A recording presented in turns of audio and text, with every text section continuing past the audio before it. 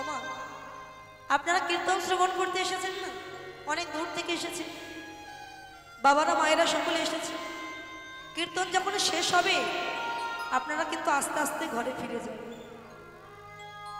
আমরাও কীর্তন করতে এসেছি, আমাদেরও কীর্তন শেষ, আমাদেরও চলে যেতে হবে। তাহলে আসার পালা সবারই যখন শেষ, এবার আমাদের ফিরে যাওয়ার পালা। ঠিক তেমনি পৃথিবীতে যখন জন্মগ্রহণ করেছি আমরা, জন্ম নেওয়ার পালা শেষ, এবার সবারই আপন ঘরে ফিরে যাওয়ার পালা। ডাক যখন আসবে, বাঁশি যখন বাজবে, তখন সকাল লাগবে না, দুপুরও লাগবে না, রাতও লাগবে না। আমি যদি বলি এখন রাত 12টা বেজেছে, আমি এখন যাব না, হবে না। গোবিন্দের বাঁশি বাজলেই সবাইকে চলে যেতে হবে, কেউ কাউকে ধরে রাখতে পারবে না, সবাইকে একদিন ফিরতেই হবে। দেখুন, এই যে পুত্রগোষ্ঠ লীলা আমরা আস্বাদন করব, যে পালা দুইটি সবার জীবনে আসে, সবাইকে করতে হয়, সবাইকে শুনতে হয়। অনেক সময় দেখা যায় কি জানে, যে বাবার আগে সন্তান চলে যাচ্ছে। কেন? বলে ডাক এসেছে বলেই চলে যাচ্ছে। ওমা, জগতের সব থেকে ভারী বোঝা কি জানে? সব থেকে ভারী কোন পিতার কাঁধে তার সন্তানের শেষ যাত্রা, এর মতো ভারী জগতে আর কিছু। যে সন্তান বাবার মৃতদেহ কাঁধে নিয়ে শ্মশান ঘাটে যাবে, সেই বাবা যদি সন্তানের দেহ নিয়ে শ্মশানে যায়, এর মতো ভারী জগতে আর কিছু। তাই সবসময় প্রস্তুত হয়ে থাকতে হবে, এই বুঝি আমার গোবিন্দের ডাক এলো, এই আমায় চলে যেতে হবে।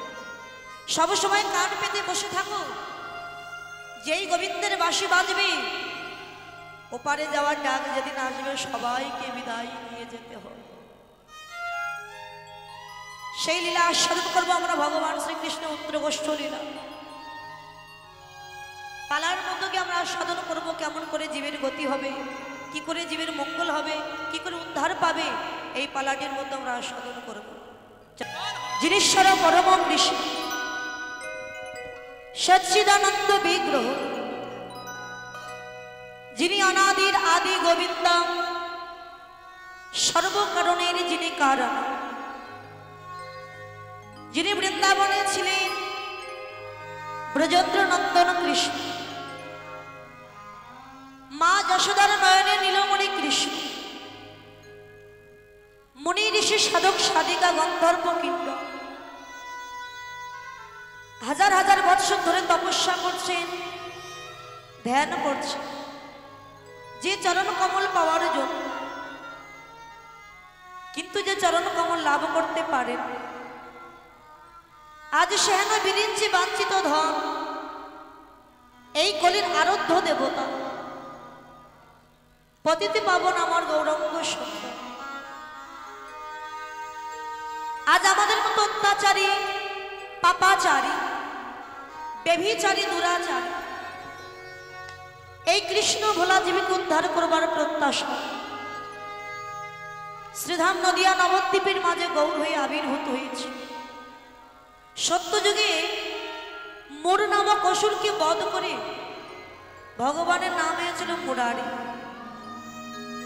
ত্রেতা যুগে রাবণ বধ করে নাম হলো রাবণারী। দাপর যুগে কংস বধ করে নাম হলো কংসাহারী। আর কলিযুগে আমাদের মতো অজ্ঞান জীবকে উদ্ধারের জন্য নাম নিলে চৈতন্য গৌর। এই কলিযুগে তিনি কাউকে প্রাণে মানলেন। রাম আদি অবতারে ক্রোধে যুদ্ধে অস্ত্র ধরে অসুরীরও করিল সংহার। এবে অস্ত্র না ধরিব, প্রাণে কারো না মারিব, হরিনাম দিয়ে চিত্ত শুদ্ধি করিব। কলিযুগে তিনি কাউকে প্রাণে মারলেন। সব থেকে শ্রেষ্ঠ অবতারই হলো এই গৌর অবতার। এই গৌর অবতারে মহাপ্রভু যেচে সেদের নাম দিয়েছে। কে ধনী কে গরিব, ভেদাভেদ না করে যাকে পেয়েছে তাকে ডেকে বললেন, ভাই একবার হরি বল। হরি সঙ্গে ছিলেন নিতাই চাঁদ। নিতাইকে ডেকে বলেছিলেন, দাদা পৃথিবীতে আছে যত নগরাদি গ্রাম সর্বত্র প্রচার হবে মোর হরিনাম। এমন কোনো জায়গা নাই যেখানে হরিনাম হচ্ছে। কিন্তু মহাজন বললেন, ঘরে ঘরে গীতা পাঠ তার ফল কেন ফলে না? একটি দেশলাইয়ের কাঠির বাড়ুতে আগুন কেন জ্বলে না? ও মা দেশলাই ছিলেন তো মা, দেশলাই ম্যাচ যেটাকে বলা হয়। আপনি একটা কাঠি দিয়ে বারবার দেশলাইকে ঘর্ষণ দেবেন, দেখবেন আগুন জ্বলবে। কেন না? দেশলাইয়ের মাথায়, ওই কাঠির মাথায় যদি মশলা না থাকে আগুন কি জ্বলে? জ্বলবে। মশলা যতক্ষণ না দেবেন আগুন জ্বলবে। তাই আজকে মহাজন বললেন, ঘরে ঘরে এত গীতা পাঠ হচ্ছে, কীর্তন হচ্ছে গ্রামে গ্রামে, কিন্তু মঙ্গল তো হচ্ছে। হরি মঙ্গল হবে কি করে? আমাদের যে ভক্তি না, ভক্তির অভাব, তার জন্যই আজকে এত ভগবান পাঠ হচ্ছে, কীর্তন হচ্ছে, নামযজ্ঞ হচ্ছে, কিন্তু আমাদের মঙ্গল হচ্ছে। কেমন? আপনি পাশের বাড়ি গিয়ে বলছেন, বৌমা মা আমার বাড়িতে আজকে সন্ধ্যাবেলা ভগবান পাঠ আছে, তুই একটু যাস। ঠিক আছে কাকিমা আমি যাবো, তুমি চিন্তা করো না। এখন সেই বাড়ির বৌমা গেল না। তা আপনি পরদিন গিয়ে বলছেন, ও বৌমা মা তোকে যে বললাম মা আমার বাড়িতে ভগবান পাঠ আছে, যাস, তো গেলি না কেন? বৌমা তখন কি বলছে জানেন? কাকিমা মন যে চাই কিন্তু কি করে যাই বলো তো, বাড়িতে এত কাজ, যাওয়ার সময়। কাজ বলতে কি জানেন? সন্ধ্যাবেলা সিরিয়াল দেখবে বসে বসে, এটাও তো একটা কাজ। ফেসবুক দেখবে, টিকটক করবে, কিন্তু ভগবানের নাম শোনার সময় না।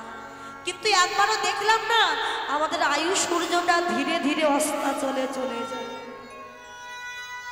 ওমা জাগতিক জগতের বেলা যদি একবার উদয় হয়, পরদিন কি অস্তাচলে চলে গেলে পরদিন কি আবার উদয় হয়? আজকে ডুবে যাচ্ছে, তাই বলে এমন নয় যার কোনোদিন উদয় হবে না। আজকে সূর্য অস্তাচলে চলে যাচ্ছে, পরদিন আবার কি উদয় হবে। কিন্তু আয়ু সূর্য এই বেলা যদি একবার ডুবে যায়, হরি এই বেলা তো আর কোনোদিন উদয় হবে না, উদয় হবে না। জি তাই তোমাদের সময় থাকতে থাকতে, এই আয়ু বেলা থাকিতে থাকিতে থাকিতে থাকিতে একবার হরি ভজন করে নাও, কৃষ্ণ ভজন করে নাও, করে না। সময় চলে গেলে যে আর কোনোদিন ফিরে পাবো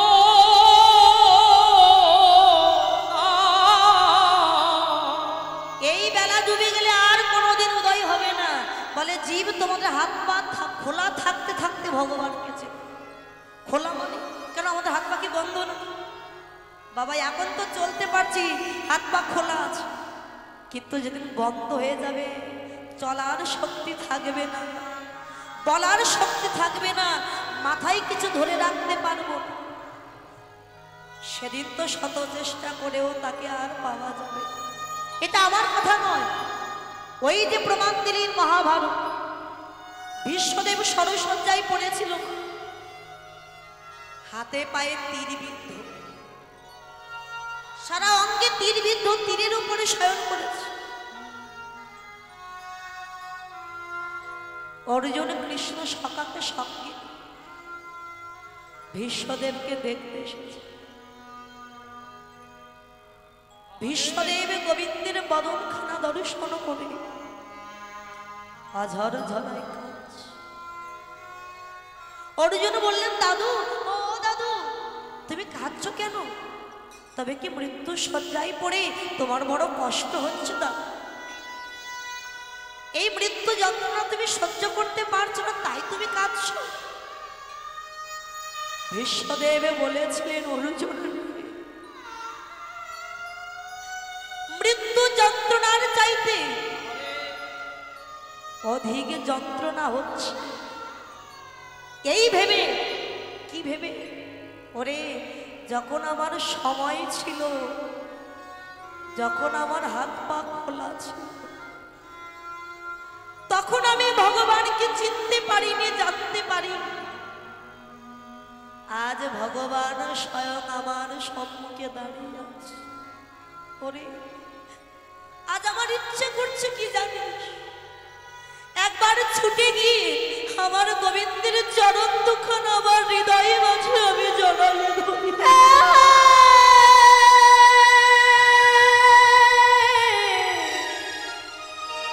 দয়াময় একবার হৃদয়ে ধরি।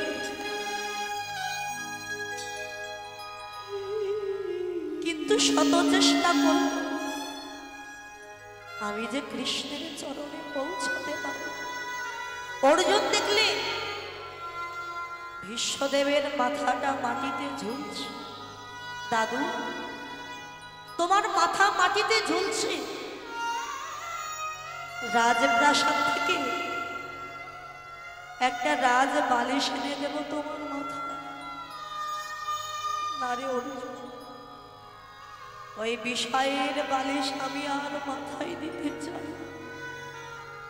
দাদু তাহলে দুখানা তীর দিয়ে তোমার মাথাটা উঁচু করে দিও না অর্জুন, আমার মাথা এমন নিচুই থাক। কেন জানিস, ওরে সাধুগুরু বৈষ্ণবের বদনে শ্রবণ করেছি, মাথা নিচু না করলে কোনদিন যে ভগবানের চরণ পাওয়া যায়। হরে দয়াময় এতদিন মায়ার সংসারে পড়ে আমার করে বেঁধেছি। ভেবেছিলাম সবাই আমার, কিন্তু একবারও ভেবে দেখলাম সবই তো আমার। তবে আমি যে কোথায় ছিলাম, কোথায় এসেছি, হরে আবার আমি যাব কোথায়, আমার কর্মটা কি, এটা তো আমি ভুলে গেছি। দয়া আমি তো তোমার চরণে যেতে পারবো না, কিন্তু তুমি তো আমার কাছে আসতে পারো। তোমার কাছে আমার এই নিবেদন,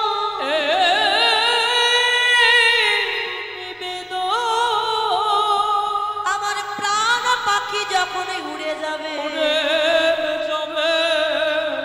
তুমি এমনি করে আমার সম্মুখে দাঁড়াইয়ে থেকো। হরে সেদিনে তোমার চরণ দুখানা জড়াইয়ে ধরব। এই প্রাণ পাখি উড়ে যাওয়ার কালে হরে সেদিনে আমি কি করব জানো প্রভু দয়াময়, ওই চরণ দুখানা হৃদয়ে ধরে আমার হৃদয়ে ধরিব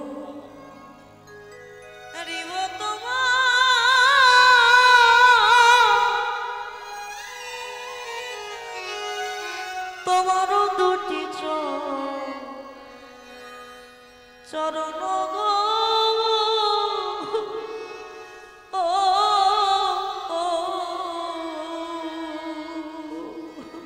হরে দয়া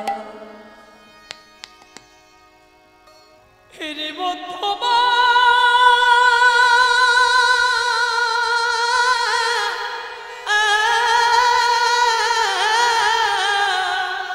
ও দুটি চরণ তোমারও দুটি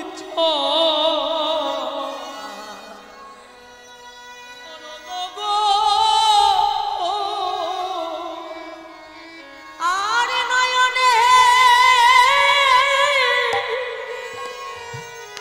হেরিব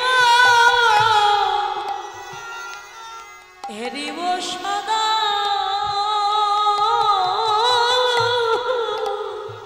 হরে তোমার ওই সোজা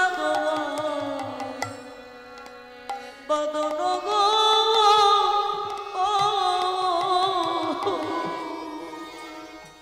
আরে দয়া লাগে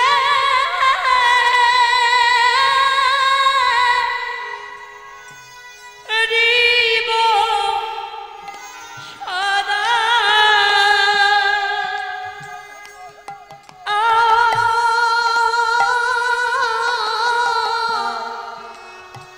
আমার সজাদম বদন গো হদম গো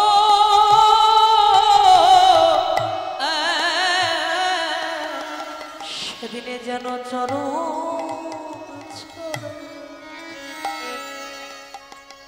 আমায় করো না গো।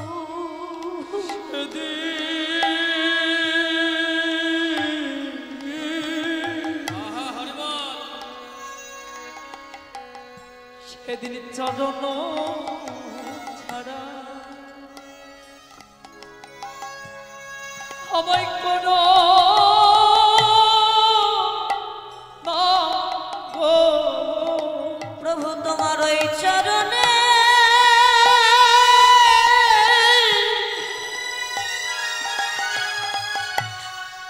তোমার ওই চরণে জানো আমার মতি থাকে জানো আমায় চরণ ছাড়া করো না। আমার ওই চরণে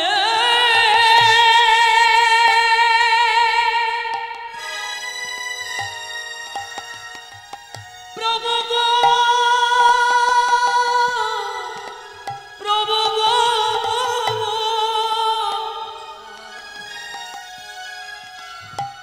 তোমার ওই চরণে আমার মতি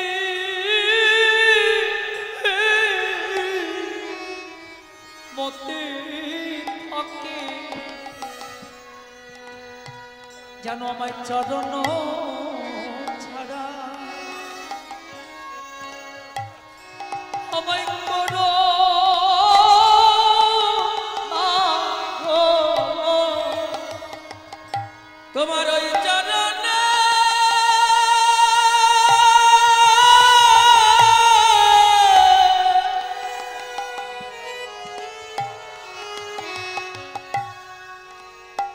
তোমার ওই চরণে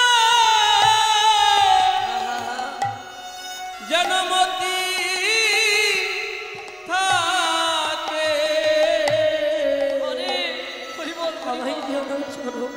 আমায় যেন চরণ ছাড়া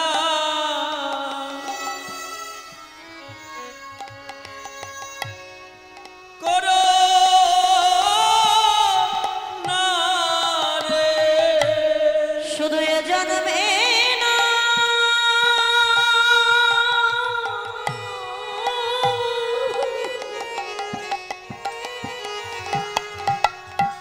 প্রভু গো,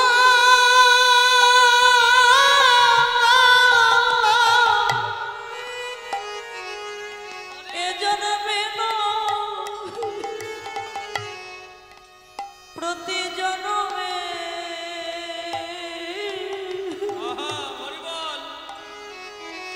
জনমে জনমে যেন চরণ ছাড়া করো না। শুধু এ জন্মে না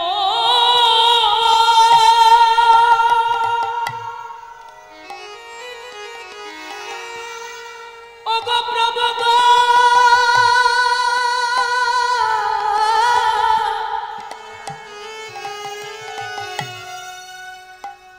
শুধু এ জন্মে নয় প্রতি জনমে জনমে প্রতি জন্মে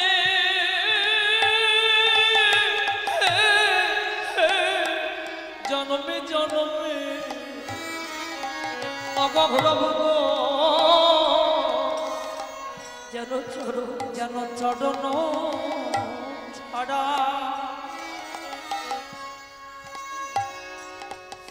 আমায় করো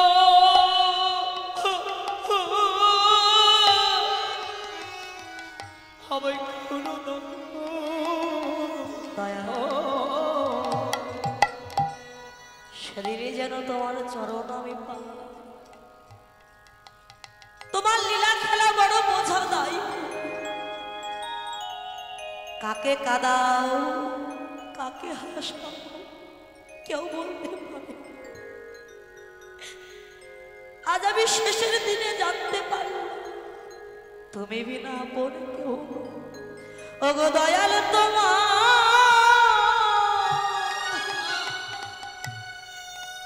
লীলা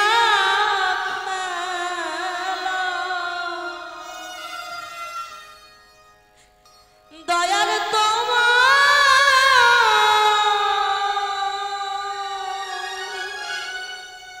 লীলা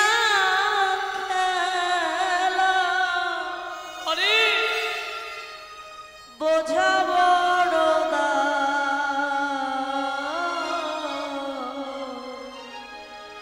দিনের বন্ধু করুণা সিন্ধু বাতাসে মোরা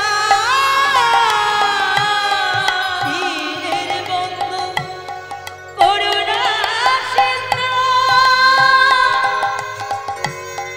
বাতাসে মোরা দিনের বন্ধু করুণা সিন্ধু বাতাসে মোরাই। ওগো দয়াল তোমার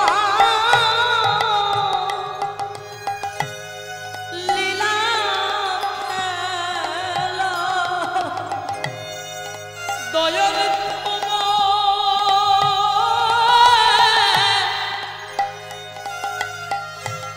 লীলা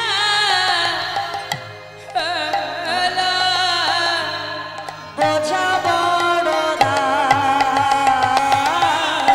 দিনের বন্ধু করুণা সিন্ধু বাতাসে মোরাই। দিনের বন্ধু করুণা সিন্ধু বাতাসে মোরাই। আর তুমি তো সেই ব্রজের কানা নদিয়ার নিমা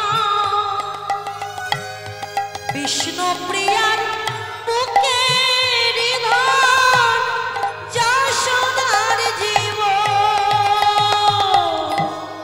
তুমি তুমি তো সেই ব্রজের কানা নদিয়ার নিমা নদিয়ার নিমায় বিষ্ণু প্রিয়ার বুকের ধন বিশ্বপ্রিয়া বুকের ধন যশোদা জীব। যশোদার জীব আর সকাল সাজে তোমার নামে সকাল সঞ্জে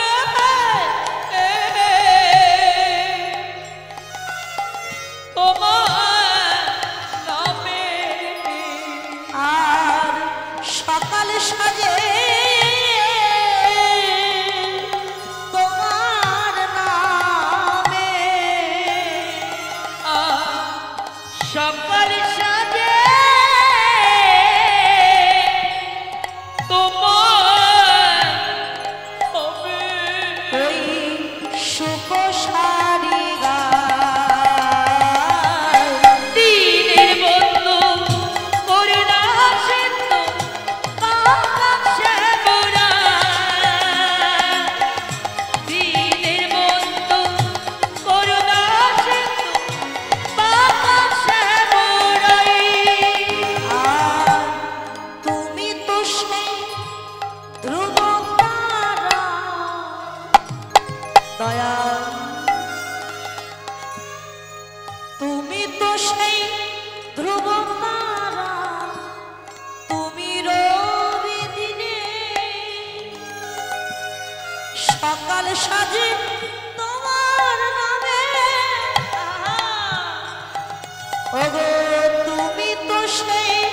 ধ্রুব তারা তুমি রবি দিনে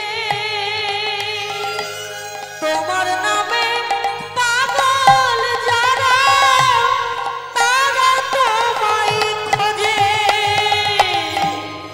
তুমি তো সেই ধ্রুব তারা তুমি রবি দিনে তুমি রবি দিনে তোমার নামে পাগল যারা তোমার নামে পাগল যারা তারাই তোমায় তারাই তোমার খোঁজে ভাবা পাগলা তোমার বিনে ক্ষমা পাগলা তোমার তোমার বিনে ভাবা পাগলা তোমার বিনে ক্ষমা পাগলা তোমার বিনে আমার বাঁচার উপায় না দিনে বন্ধু করুণা সিন্ধু বাতাসে মোড়াই দিন বন্ধু করুণা সিন্ধু বাতাসে মোড়াই আর দয়াল তোমার লীলা খেলা দয়াল তোমার লীলা খেলা বোঝা বড় দিন বন্ধু করুণা সিন্ধু বাতাসে মোড়াই দিন বন্ধু করুণা সিন্ধু বাতাসে মোড়াই দিন বন্ধু করুণা সিন্ধু বাতাসে মোড়াই দীনবন্ধু করুণা সিন্ধু বাতাসে মোড়াই দয়াময় এ জন্মে তো হলো না তোমার কৃপা পাওয়া পরবর্তী জন্মে সেদিন যেন আমি তোমার নাম গাইতে পারি গো। ওমা এই যে মানব জন্ম পেয়েছি আমরা মানব জন্মে পাপ সবাই কিন্তু করেছি সামনে যে অক্ষয় তিথি আসছে আসছে কত তারিখে পড়ছে মা অক্ষয় তিথি 27 তারিখ আচ্ছা অক্ষয় তৃতীয়া এই যে অক্ষয় তৃতীয়া পালন করলে কি হয় আর যারা পালন করে তাদের যদি কেউ সাহায্য সহযোগিতা করতে পারে তাদের বা কি হয় দেখুন মহারাজ যুধিষ্ঠির প্রশ্ন করেছিলেন শতাধিক ঋষি মুনিবর এই যে অক্ষয় তৃতীয়ার মাহাত্ম্য এর মাহাত্ম্যটা কি পালন করলে কি হয় অক্ষয় তৃতীয়ার দিনে কি করতে হয় শতাধিক ঋষি বলেছিলেন মহারাজ আপনার কথা শুনে আমি বড় প্রসন্ন হয়েছি কেননা এগুলো শোনার মতো মানুষ আপনি যখন প্রশ্ন করেছেন আমি আপনাকে বলব অক্ষয় তৃতীয়া এই দিনে যা কিছু করবেন অক্ষয় হয়ে থাকবে যদি আমি ভালো কর্ম করি অক্ষয় হয়ে থাকবে খারাপ কর্ম করলে অক্ষয় হয়ে থাকবে এই দিনে যদি কেউ কোনো বৈষ্ণব ভক্তকে সেবা দিতে পারে অসহায় ব্যক্তিকে সেবা দিতে পারে দান করতে পারে গীতা ভগবান বস্ত্র যদি কেউ দান করে সেটাও অক্ষয় হয়ে থাকে আজকে অক্ষয় তৃতীয়া দিনটা এত গুরুত্ব কেন মা এই অক্ষয় তৃতীয়া দিনে অনেক কিছু হয়েছিল কি হয়েছিল না বৃন্দাবনে ভগবান ওই যে বাকি বিহারীরা এই যে বাকি বিহারী সারা বছর যার চরণ দর্শন করা যায় না এই অক্ষয় তৃতীয়ার দিন ওই ভগবান বাকি বিহারীর চরণ দর্শন হয় ওই দিনে আমাদের মতো পাপীকে পবিত্রতায় পরিপূর্ণ করবার জন্য স্বয়ং মা গঙ্গা ভগীরথীর ডাকে ভগীরথের আকুল আহ্বানে এই ধরাধামে এসেছে ওই দিনে বেদব্যাস মহাভারত রচনা করেছে ওই দিনে স্বয়ং ভগবান দ্রৌপদীকে বস্ত্র দান করেছিলেন রক্ষা করেছে আবার ওই দিনে বাবা বদ্রীনাথের মন্দিরের দুয়ারটিকে খোলা হয় বদ্রীনাথকে দর্শন করবার জন্য। যদি কেউ ওই দিনে একবার ওই দিনটা পালন করে সাধুগুরু বৈষ্ণবের কৃপা লাভ করতে পারে, তার জীবন জনমটাই ধন্য হয়ে যায়।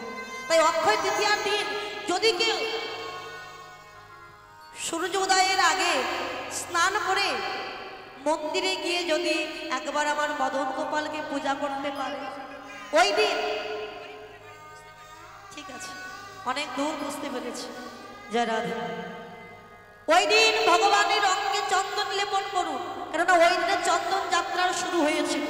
স্বয়ং মাধবেন্দ্র পুরী মহারাজ তার দ্বারা জগন্নাথ পুরী থেকে চন্দন নিয়ে গোপীনাথের অঙ্গে লেপন করা হয়েছে। তাই যদি কেউ চন্দন দিয়ে গোপীনাথকে সাজাতে পারে, আর ওই প্রসাদীযুক্ত চন্দন যদি কেউ তার আত্মীয় স্বজন পিতা মাতা ভাই বন্ধুকে যদি কেউ মাখাতে পারে, তাদেরও লাভ হয়ে যায়।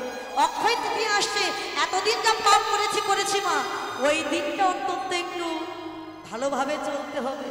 ওই দিনটা সঠিক নিয়ম পালন করে তাকে যদি একবার ডাকা যায়, হাজার ব্রত পালন করলে যে পূর্ণ ফল হয়, ওই দিনটাই সেই পূর্ণ ফল লাভ করা যাবে। দেখুন, ওই যে ভগবান বাকি বিহারী, ও মা, আপনারা যারা বৃন্দাবনে গেছেন দেখেছেন মা, বৃন্দাবনে বাকি বিহারী, আপনারা সবাই নাম শুনেছেন বাকি বিহারী লালের। তো বাকি বিহারীর মন্দিরের সামনে একটা ময়রার দোকান, মানে মিষ্টি তৈরি করে। তা সেই ময়রার দোকানে, সেই দোকানি তার মনে বড় বাসনা কি জানি, আমার ভগবান তো বৃন্দাবনে গোপীগণকে নিয়ে সখীগণকে নিয়ে কত লীলা করে। যদি কোনোদিন লীলা করতে করতে পরিশ্রান্ত হয়ে আমার দোকানে আসে ভগবান, আমি নিজ হাতে আমার দোকানের মিষ্টি দিয়ে ভগবানকে সেবা, এই আশায় বসে আছে। ওই দোকানে এক সময় বৃদ্ধ হয়ে গেল, তবু আশা ছাড়ল না, পাবই ভগবানের দোষ। ভগবান বললেন যে আমার মানে একনিষ্ঠ ভক্তি দিয়ে থাকতে পারে লক্ষ্য দিয়ে, আমি তাকে একদিন না একদিন ঠিকই কৃপা করব। বৃদ্ধ হয়ে গেছে, সেই যৌবন কাল থেকে যাচ্ছে কবে আমার বাকি বিহারী লাল আসবে। আর প্রত্যেক দিন রাত ভোর না হওয়া পর্যন্ত সে ঘুমায়, মানে সারা রাত জেগে থাকে। যেই ভোর হয়ে যায় সে জানে আজকাল আসবে না, তখন বাড়ি গিয়ে ঘুমিয়ে পড়ে।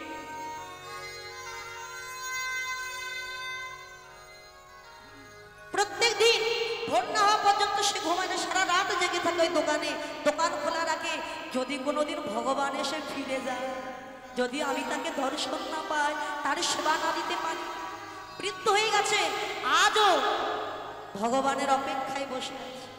সারা রাত দোকান খুলে চুপটি করে বসে আছে, সবাই বাড়ি চলে গেছে, শুধু দোকানদার একা দোকান খুলে বসে আছে। কবে আসবে ভগবান? ভগবান দেখলেন আমার ভক্তকে কৃপা করবার সময় এসে গেছে। ভগবান ছোট্ট একটা বালক রূপ ধারণ করেছে, 7 থেকে 8 বছর বয়স, কুচকুচে কালো অঙ্গের বড়, অঙ্গে সর্বঙ্গে স্বর্ণ অলঙ্কার। দোকানের কাছে এসে বলে, ও দোকানি, দোকানি আমাকে কিছু খেতে দাও। দোকানদার তো অবাক হয়ে গেছে, এত রাত্রে এইটুকু একটা বালক, দেখে তো মনে হয় কোনো রাজার সন্তান, সর্বঙ্গে স্বর্ণ অলঙ্কার, এত রাত্রে একা একা কি করছো? দেখো বাবা, তুমি তো আমার কাছে খেতে চাইছো, তা আমার দোকানে আজকে ওই নাড়ু যা ছিল আমার সব শেষ হয়ে গেছে, মিষ্টিও প্রায় শেষ, একটি মাত্র মিষ্টি আছে, সব তো ফুরিয়ে গেছে, একটি মাত্র মিষ্টি আছে, এই মিষ্টি তুমি যদি সেবা করো। বলে ওই মিষ্টিটাই আমায় দাও না। মিষ্টিটা দেওয়ার সময় বলছে, দেখো বাবা, আমি একজনের জন্য এতদিন পর্যন্ত অপেক্ষা করে আছি, কবে তার কৃপা, আর এই মিষ্টিটা আমি তার জন্য আজকেও রেখেছিলাম, কিন্তু সে তো এলো না, তাই মিষ্টিটা আমি তোমায় দিলাম। ভগবান মিষ্টিটা নিয়ে বলছে, দেখো মিষ্টি তো দিলে আমার কাছে তো অর্থ নাই, কিছু দিতে পারো। ঠিক আছে বাবা, অর্থ দিতে হবে না, এই মিষ্টি আমি তোমাকে এমনিতেই দিয়ে মিষ্টি সেবা করে ভগবান বলে, দেখো আমাকে যদি কেউ কিছু দেয় আমিও তাকে কিছু দিয়ে থাকি, তোমাকে অর্থ আমি দিতে পারব। হাতে ছিল সোনার বালা, একটা বালা খুলে দিয়ে বলে, ও দোকান তোমাকে তো অর্থ দিতে পারলাম না, এই সোনার বালাটা না। না, এ কি বলছো? একটা মিষ্টির বিনিময়ে তুমি একটা সোনার বালা আমায় দিয়ে দেবে? না না না, এটা আমি দিতে পারবো না। আমি তো বললাম তোমাকে এমনিতে আমি মিষ্টি দিয়ে দিচ্ছি। না দোকানে, তুমি আমায় দিয়েছো, আমারও কিছু দেওয়া তোমার উচিত। দোকানদার যখন নিতে চাইলেন না, হাতের বালাটা নিয়ে দোকান ঘরে ছুঁড়ে দিয়েছে। যেই ছুঁড়ে মেরেছে, বালাটা দোকানদার খুঁজছে, ফিরিয়ে দেবে কোথায়? দোকানদার খুঁজছে, মানে তুলে নিয়ে আবার ফেরত দিয়ে দিচ্ছে। ওই বালাটা তুলে যেই না উঠেছে, দেখে বাবা সেই বালক আর কোথায় যেতে পারে? এই তো একটু আগে এখানেই ছিল, কোথায় গেল? যা, বালকটা কোথায় গেল খুঁজে তো পেলাম না, আমি এই বালা নিয়েই বসে থাকবো, যদি আবার এই বালক আসে তার বাবা মা এসে যদি খোঁজ পায়। বালাটা নিয়ে বসে আছে, ভোর হয়ে গেল। এদিকে মন্দিরের পুরোহিত বাবা মন্দির থেকে এসে সবাইকে জানিয়ে দিলেন, ওগো মন্দিরে ভগবান বাকি বিহারী লালের হাতের বালা, স্বর্ণের বালা চুরি হয়ে গেছে, কে যেন চুরি করে নিয়েছে। সবাই যখন মুখে মুখে এই কথা বলছে, আর দেরি না করে দোকানদার সেই সোনার বালাটা নিয়ে পুরোহিতের কাছে গিয়ে বলে, পুরোহিত সত্যি কি বাকি বিহারী লালের হাতের বালা চুরি হয়ে? বলে, হ্যাঁ গো, একটা আছে, আরেকটা না। দেখুন তো বাকি বিহারী লালের এই বালাটা সত্যি বাবা দেখে সেই বালা। পুরোহিত বলতে, আচ্ছা দেখি, আমি ওই বালার সাথে মিল রেখে দেখি এই সেই বালা। মিলিয়ে দেখি, মন্দিরের দুয়ারটা খুলে দিয়ে যেই না বালাটা গিয়ে মিলিয়ে দেখে সেই ভগবানের হাতে। এই বালা আপনি কোথায় পেয়েছেন? আপনি তাহলে চুরি করেছেন? না না পুরোহিত মশাই, আমি চোর নই, আমি চুরি করিনি। গতকাল রাত্রে একটা বালক গিয়েছিল আমার দোকানে মিষ্টি সেবা করবার, আমি তাকে একটা মিষ্টিও সেবা দিয়েছি। সে আমাকে অর্থ দিতে চেয়েছিল, আমি অর্থ নিতে চাইনি বলে তার কাছে অর্থ ছিল না। সে তখন নিজের হাতের বালাটা আমায় দিতে চেয়েছে, আমি নিতে চাই, বিশ্বাস কর। তখন জোর করে ওই বালাটা আমার দোকান ঘরে ছুঁড়ে মেরেছে। পরে উঠে দেখি সেই বালকা। পুরোহিত ছুটে গিয়ে দোকানদারকে ডেকে বলে, ভাই আরে আমি এত বৎসর ভগবানকে ডাকছি, পূজা অর্চনা করছি, কোনদিন আমি তার দেখা পাই, আজকে তুমি তার দেখা পেয়েছো।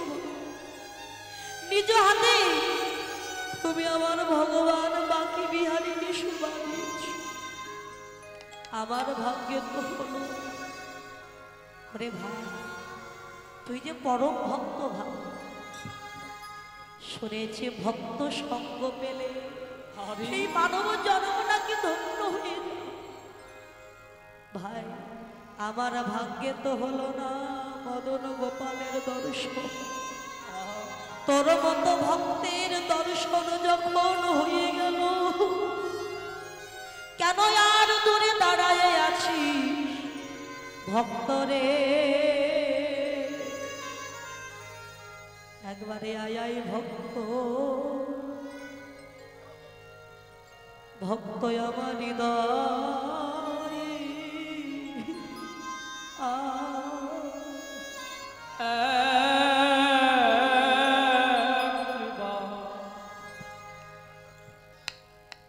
একবার আয়া ভক্ত, ভক্ত আমার হৃদয়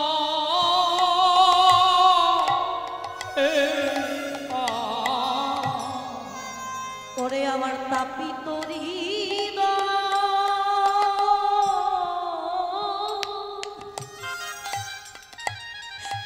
আমার তাপিত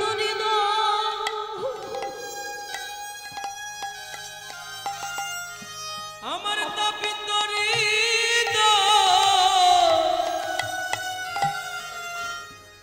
আমি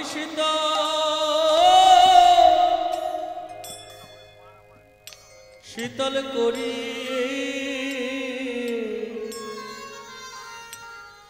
একবার আয় ভক্ত আমার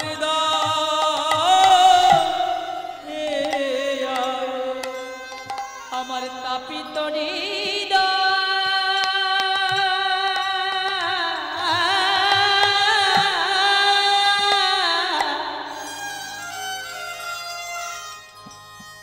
আমার তাপিত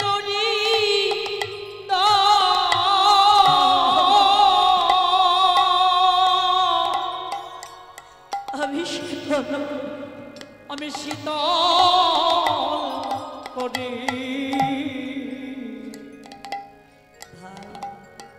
একবার আয়া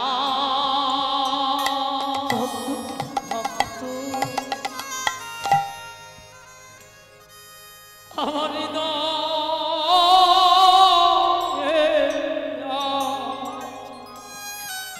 আমার এমন ভাগ্য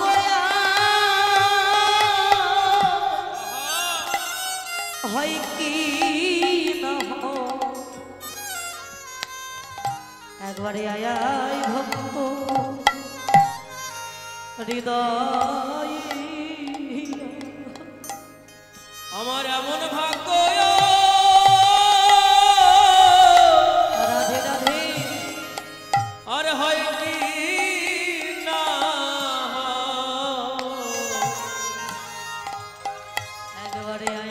একবার আয় ভক্ত আমার দোকানদার কেঁদে উঠেছে দয়াময়,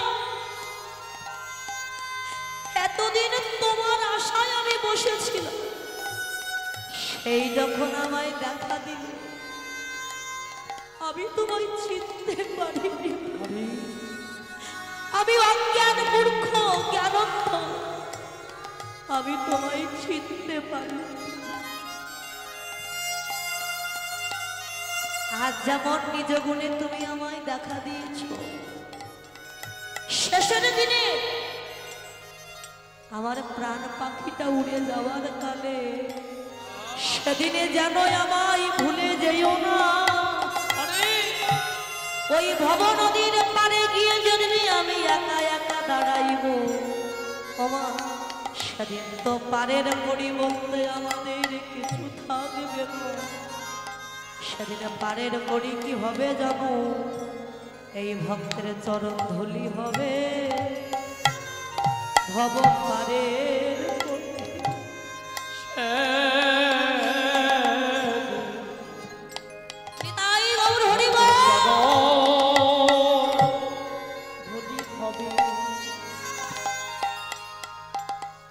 আমাদের ভব পদে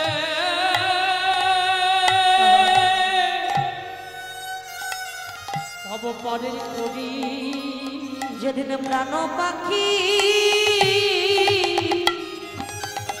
আমাদের বিদায়, সেদিন ভক্তের চরণ ধুলি হবে ভব পারের করি। যেদিন প্রাণ পাখি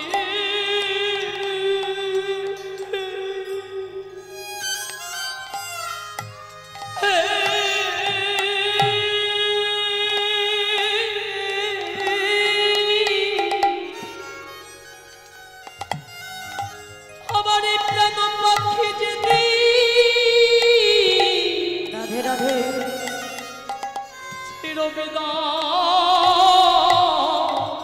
বিদায় নিবে সেদিন আমায় হাত ধরে বা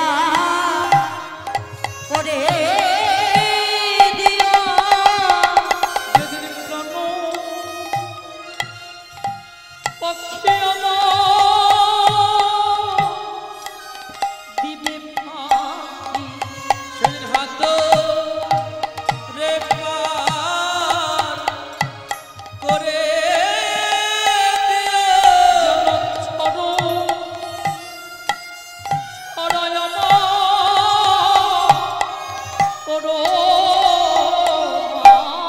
সেদিন যেন চরণ ছাড়াই আমায় করে দিও না। তোমার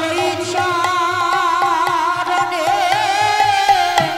আমার মতে থাকে।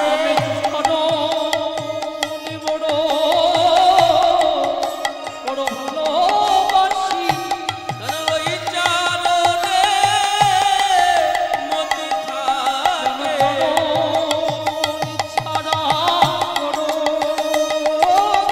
তোমার ওই চরণে মতি থাকে। যেন চরণ ছাড়া করো না রে। যেন চরণ ছাড়া করো না রে। রইল দাসের এই বিনতি, রইল দাসের এই মিনতি, রইল দাসের এই মিনতি।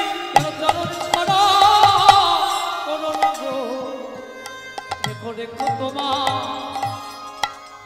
চরণে তাই সেই ভক্তের ভগবান ভক্তকে কৃপা করবার জন্য কলিযুগের মাঝে গৌর হয়ে এলেন। পারিষদ ভক্তগণকে সঙ্গে নিয়ে ওই সরধনী গঙ্গার কিনারায় খেলা খেলছে। কি খেলা? হরি নামের খেলা। খেলায় বিনোদ খেলা।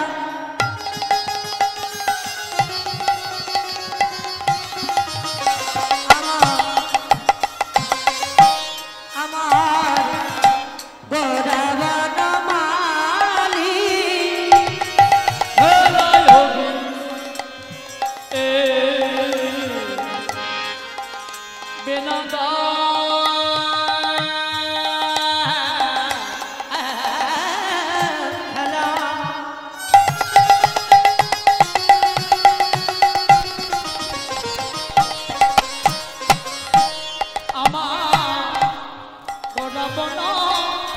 মালি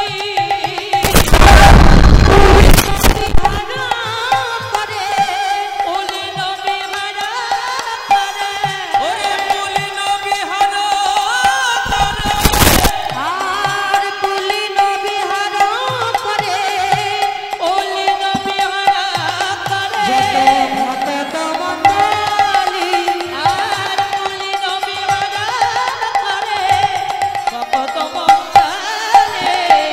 খেলায় বিনোদ খেলা গৌরবন মালি। খেলায় বলে খেলিছে হরি নামের খেলা। বলে খেলিছে হরি নামের খেলা। বলে সঙ্গে আছে যত ভক্তের মেলা। খেলিছে হরি নামের খেলা। হরি হরি হরি বলো।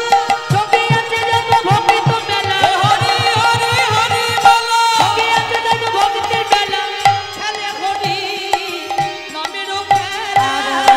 পুলি নবী হারো করে ভগত ডোলে।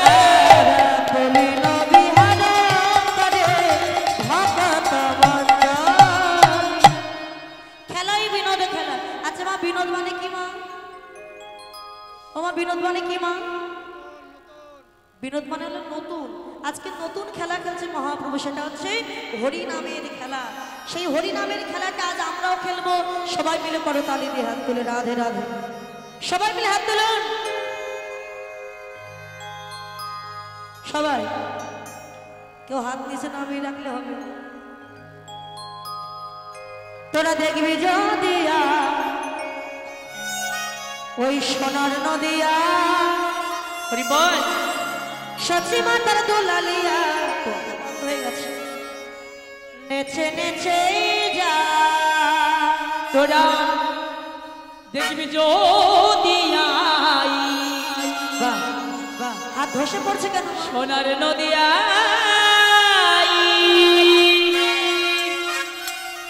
সচি ময়ের দুললিয়া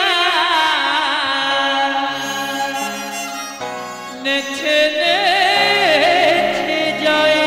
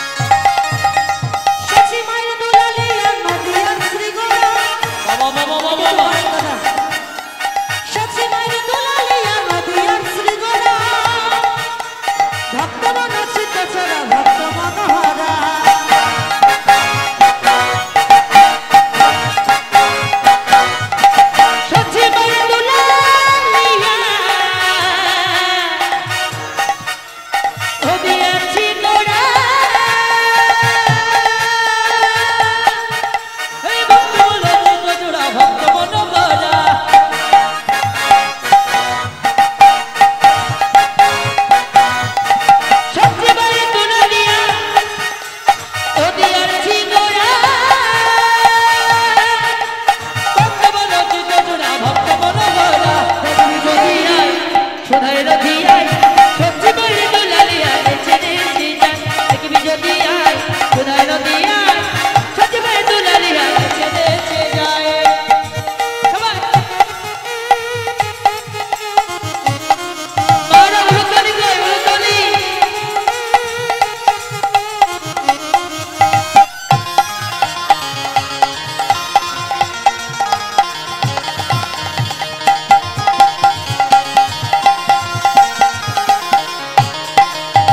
হরে কৃষ্ণ কৃষ্ণ কৃষ্ণ হরে হরে হরে রাম হরে রাম রাম রাম হরে হরে হ্যালো হ্যালো হরে কৃষ্ণ কৃষ্ণ কৃষ্ণ কৃষ্ণ হরে হরে হরে রাম রাম রাম হরে হরে শুধু কি আমরা একাই বলবো আপনারা বলবেন সবাই বলবে সবাই মিলে করতালি দিয়ে বলবো কেমন আগে যন্ত্রপাতি সব বন্ধ আগে আমরাই বলবো কেমন হরে কৃষ্ণ কৃষ্ণ কৃষ্ণ হরে হরে হরে রাম রাম রাম হরে হরে বাবারা বলছেন না বাবা তাহলে আমরাও বলবো আচ্ছা বাবারা পরে বলবেন আগে মায়েরাই বলবেন বাবার নাম বললে আমরা বলবো হরে কৃষ্ণ কৃষ্ণ কৃষ্ণ হরে হরে হরে রাম রাম রাম হরে হরে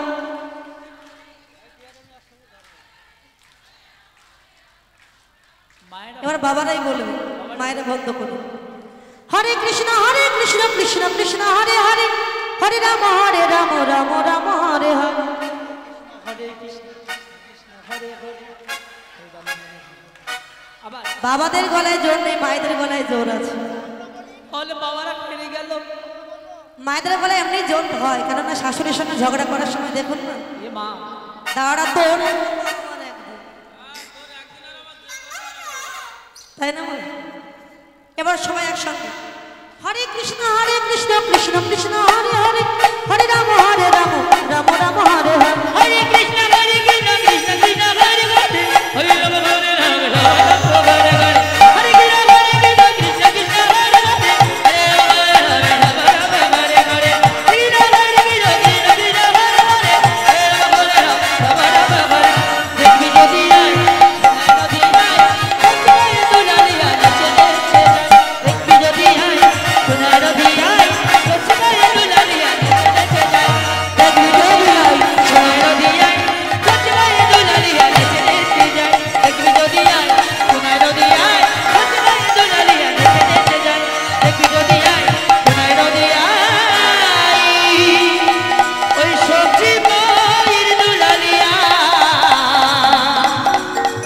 নেচে নেচে যায়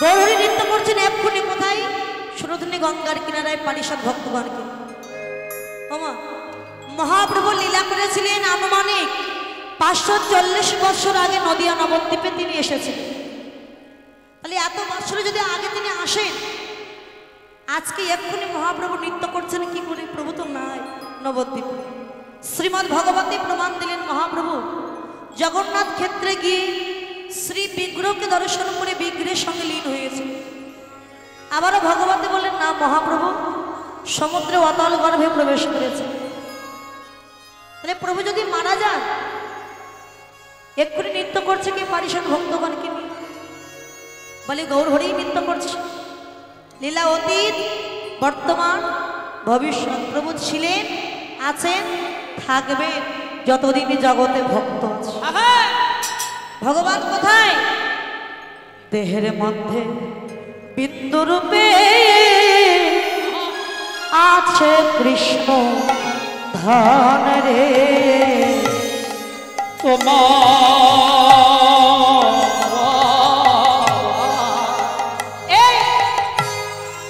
দেহের মধ্যে বিন্দু রূপে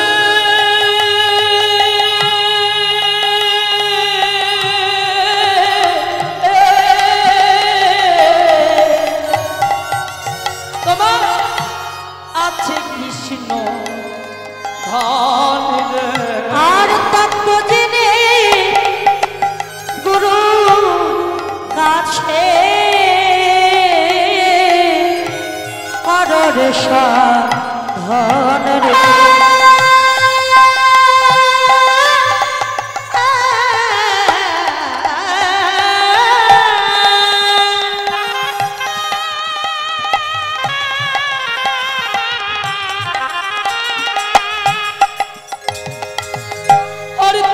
বুঝতে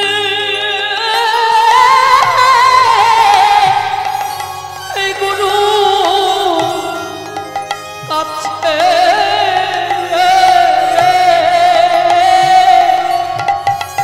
তুমি করো রে সাধন রে। তোমার দেহের মধ্যে কৃষ্ণ আছে, তোমার এই দেহের মধ্যে কৃষ্ণ আছে। আর তত্ত্ব জানতে যাও দয়াল গুরুদেবের কাছে, দেহের মধ্যে কৃষ্ণ আছে। তুমি তত্ত্ব জানতে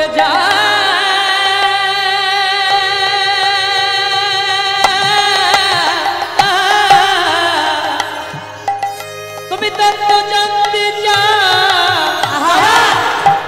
গুরুদেবের কাছে, এই দেহের মধ্যে কৃষ্ণ আছে। দেহের মধ্যে রূপে আছে কৃষ্ণ ধাম, কৃষ্ণ ধাম। আর তত্ত্ব জেনে গুরুর কাছে হলো দেহের রাজা, তারে ধরে রাখতে পারলি রে হবি রাজা। রাজা বাবা, জাগতিক জগতে রাজ্যে যেমন রাজা আছে প্রজা আছে, রাজ্য ছেড়ে যদি কখনো রাজা চলে যায় প্রজারা কিন্তু দুর্বল হয়ে যাবে বাবা, রাজ্য চলবে না। তত্ত্বদর্শী বলেন দেহটা রাজত্ব, এই দেহ রাজত্বের চোখ মুখ হাত কান এক একটা প্রজা, আর রাজাকে 60 ফোঁটা রক্ত ভিয়ান করলে 1 ফোঁটা শক্তিবিন্দু, শক্তিবিন্দু হলো রাজা, যিনি সবার উপরে সিংহাসনে বসে আছেন। এই সিংহাসন ছেড়ে তিনি যদি নেমে চলে যান, অল্প দিনেই চোখে ভালো দেখতে পাবেন না, কানে ভালো শুনতে পাবেন না, হাত পা অসাড় হয়ে যাবে। সেটি কেমন? কৃষ্ণ থাকলে কি হয়, না থাকলে কি হয়? মামা, একটা বৃক্ষের ডালপালা সব আছে দেখছেন, একটা ডাল ভাঙবেন বৃক্ষ মরবে না, পাতা ছিঁড়বেন বৃক্ষ মরবে না, কিন্তু আপনি যদি নিচ থেকে মূল শিকড়টা আপনি কেটে দেন, বৃক্ষ আস্তে আস্তে শুকিয়ে যায়। মানুষের চোখ না থাকলে মানুষ বাঁচে, হাত না থাকলে বাঁচবে, চরণ না থাকলে বাঁচবে, কিন্তু বিন্দুরূপী কৃষ্ণ ধন শক্তি যদি না থাকে, তখন 40 বছর বয়সে মনে হবে 80 বছর বয়স হয়ে। হরিবল হরিবল। এটা কেমন বাবা? এই যে 3 বন্ধু, এই যে দেখো, এইটা হচ্ছে আলাল দুলাল আর এই নেপাল। এই যে 3 বন্ধু, এই মুর্শিদাবাদে বড় বাজার কোনটা? সব থেকে বড় বাজার কোনটা মুর্শিদাবাদের ভিতরে? বহরমপুর। তো সেখানে গেছে বাজার করবার জন্য, ভালো দোকানে গিয়ে 3টে টর্চ লাইট কিনেছে, 3টে একই দাম দিয়ে একই কোম্পানির 3টে লাইট কিনেছে 3 বন্ধু, কিনে বাড়ি চলে গেছে। এখন 1 মাস পরে 3 বন্ধু দেখা হয়েছে 3 রাস্তার মোড়ে। সেই মোড়ে প্রথম বন্ধু দ্বিতীয় বন্ধুকে ডেকে বলছে, বন্ধু তুই যে লাইটটা কিনেছিলি বন্ধু, তোর লাইটটা কেমন জ্বলছে? দ্বিতীয় বন্ধু বলছে, বন্ধু রে লাইটটা জ্বলছে, জ্বলতে জ্বলতে আবার নিভে যায়। কেন, তুই কেমন ব্যবহার করেছিলি রে? দ্বিতীয় বন্ধু বলছে, আমি মাঝে মাঝে দিনের বেলা একটু জ্বালাতাম, মাঝে মাঝে রাত্রের বেলা একটু জ্বালাতাম। প্রথম বন্ধু 3 নম্বর বন্ধুকে বলছে, আয় বন্ধু তোর লাইটটা কেমন জ্বলছে? 3 নম্বর বন্ধু বলছে, বন্ধু আর বলিস না, আমার লাইটটা একদম বন্ধ হয়ে গেল। কেন তোর লাইটটা বন্ধ হয়ে গেল কেন? বলছে, তুই কেমন ব্যবহার করেছিলি? বন্ধু সকাল নেই, দুপুর নেই, বিকাল নেই, রাত নেই, ভোর নেই, সব সময় শুধু লাইটটা জ্বালিয়েই রেখেছি, জ্বালিয়ে দেখে আজকে আমার এই অবস্থা, বন্ধ হয়ে গেছে। এবার এই 2 বন্ধু প্রথম বন্ধুকে প্রশ্ন করছে, আচ্ছা বন্ধু তোর লাইটটা কেমন জ্বলছে? প্রথম বন্ধু বলে, বন্ধু রে আমি যেমন কিনেছিলাম আমার লাইটটা ঠিক তেমনই জ্বলছে।